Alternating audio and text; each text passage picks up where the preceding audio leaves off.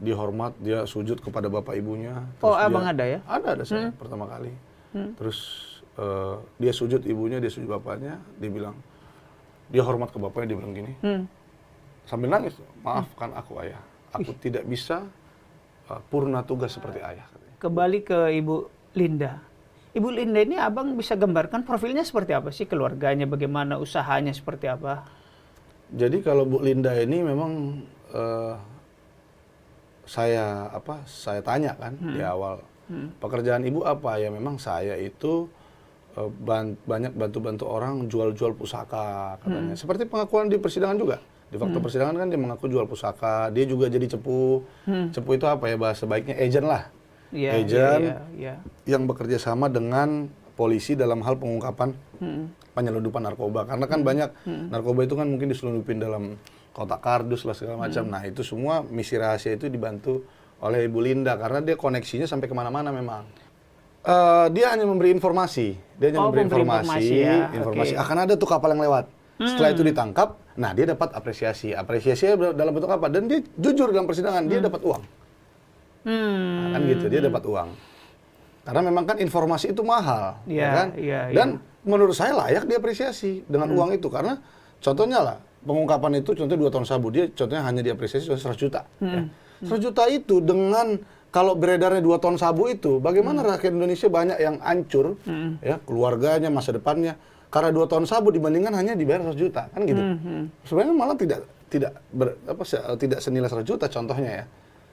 Berarti Bu Linda ini bukan bagian dari bagian dari bandar atau bukan sih? Bukan bagian dari bandar, dia hanya mempunyai koneksi katanya. Oh, kenal orang-orang. Kenal orang-orang di sana, contohnya di Thailand dia kenal orang pajaknya atau orang mana yang akan masuk nih katanya. Lewat katanya. Nanti dia diinfoin katanya. Dari birokratnya dia kenal ya, bukan betul. Pelakunya ya.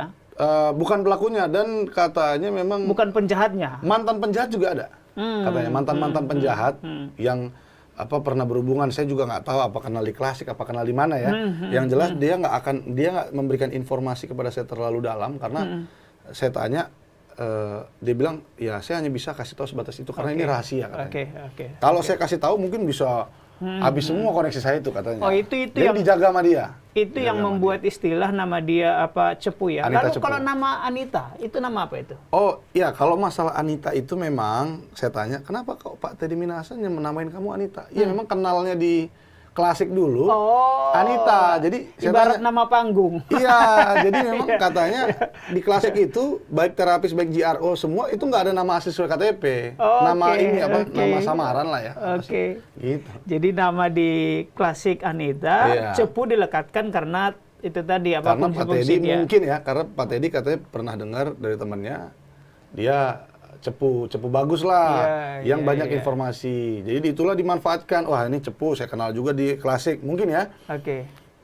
Wah ini untuk naik jabatan, saya pakailah kan gitu. Nah belakangan kan beredar informasi juga bahwa suaminya Ibu Linda meninggal dihukum mati karena narkoba, itu gimana tuh? Itu nggak benar. Saya sudah tanya Ibu Linda, sekali lagi saya bilang kan saya harus percaya Ibu Linda karena Ibu Linda klien saya. Saya tanya memang, apa benar di dalam konfrontir dikatakan begitu? Kan? Nah, dalam BAP konfrontir, saya bilang sama dia, bukan. Dia bilang sama saya, enggak seperti itu bohong. Suami saya itu sama saya pisah bercerai katanya. Tapi nggak ada hubungannya dengan narkoba. Dia sampaikan begitu. Jadi kalau yang dikatakan di konfrontir itu disangka dibantu oleh Bu Linda dan itu tidak benar katanya. Oke, berarti saat Ibu Linda ini punya hubungan spesial bahkan nikah tadi dengan Pak TM, itu sudah status tidak bersuami? Iya. Oh iya betul. Dia sudah nggak bersuami, tidak bersuami. ya? Dan satu lagi, kalau kita lihat di fakta persidangan ada nggak disebutkan soal itu dari Teddy? Kan nggak ada lagi. Oh, yang soal meninggal karena... Nggak ada. Itu dikonfrontir dia bunyikan. Tapi di persidangan dia nggak ada bunyikan. Setahu saya ya, seingat saya. Baik di sidang saya terutama ya. Kalau di sidangnya Pak Teddy kan saya nggak bisa ikut campur kan. Tapi setahu saya lihat di Kompas beberapa kali kan. Di media, memang nggak ada. Dia nggak pernah nyebut soal itu. Oke, kita ke Pak Dodi. Ya. Nah Pak Dodi tadi kan terlibat. Apakah dia sudah sering melakukan seperti ini menurut pengakuannya? Kerjasama dengan Pak TM? Oh tidak pernah. Tidak pernah. Dan kalau hubungannya dengan Pak Teddy, ya kita balik sedikit. Hubungan dengan Pak Teddy baru di situ. Jadi sebelumnya dia belum pernah bekerja sama dengan Pak Teddy. Dia belum pernah jadi bawahan. Dia belum pernah kenal secara emosional, tidak pernah. Jadi dia sampaikan ke saya, kalau Pak Teddy memerintah saya tukar sebagian BB dengan tawas atau ganti sebagian BB dengan tawas, dan Pak Teddy mengungkap dalam BAP itu adalah bercanda, saya juga kan nggak tahu dia bercanda katanya. Saya baru kenal Pak Teddy itu ketika saya Kapolres Bukit Tinggi dan dia Kapolda saya, hanya di situ. Jadi belum lama katanya. Jadi saya nggak tahu kalau Andika itu bercanda. Kalaupun dia bilang bercanda, gitu. Jadi perkenalan mereka tuh hanya sekedar atasan dan bawahan, hanya itu, tidak ada lebih. Dan kalau ditanya apa pernah, belum pernah Pak Dodi katanya mempunyai pimpinan seperti ini, ya, menyuruh melakukan, kalaupun mau menguji katanya, menguji dengan cara menyuruh melakukan tindak pidana katanya. Ya, itu ya, kan ya. nggak masuk akal kata Pak Dodi. Kenapa sih kata Pak Dodi, kok Pak Teddy itu nggak ngaku aja kayak saya, ngaku aja katanya.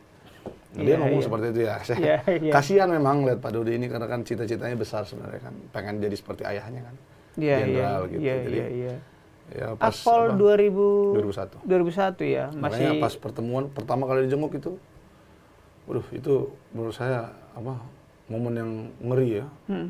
Dia hormat, dia sujud kepada bapak ibunya. Oh, abang ada ya? Ada saya pertama kali.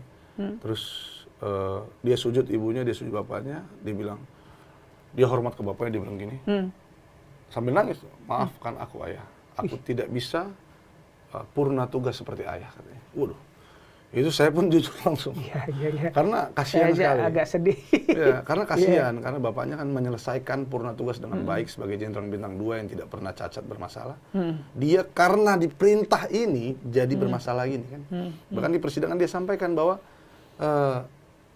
bukan hanya Pak Teddy itu bukan hanya mengorbankan saya, tapi keluarga saya. Kan dia punya anak.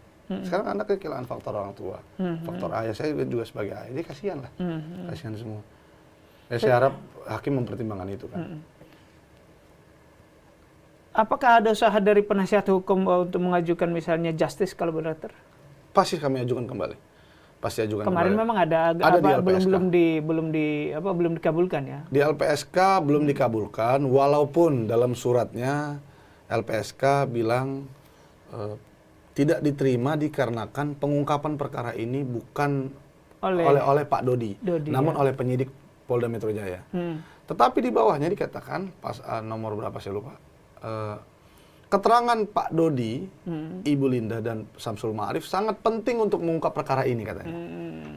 Nah, yang ketiga rekomendasi mereka Pak Dodi dan Pak Teddy Minasa agar dipisah karena takut kan. Karena kan harusnya kan dilindungi LPSK.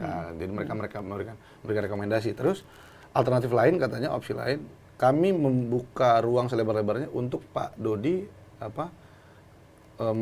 bermohon lagi, tapi hanya perlindungan aja, tapi bukan sebagai saksi pelaku, bukan sebagai JC gitu.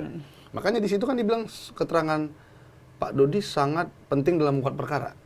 Nah, dalam fakta persidangan juga dibilang saksi penangkap AKP Tri Hamdani dikatakan Pak Dodi lah yang paling mengungkap perkara ini. Yang nangkap ngomong begitu. Kalau tidak kan mereka tidak bisa tahu. Kalau bisa kan Pak Dodi hapus chatnya kan bisa. Kan ada ruang dong pada saat ditangkap kan. Tapi kenapa Pak Dodi nggak ungkap? Pada saat itu saya tanya, kenapa? Nggak ada yang perlu ditutupi. Ya kan? Bahkan katanya dia langsung buka handphonenya, dikasih sama polisi. Ini Pak, saya pada saat itu. Gitu. Dia langsung kasih tahu, ini Pak Teddy.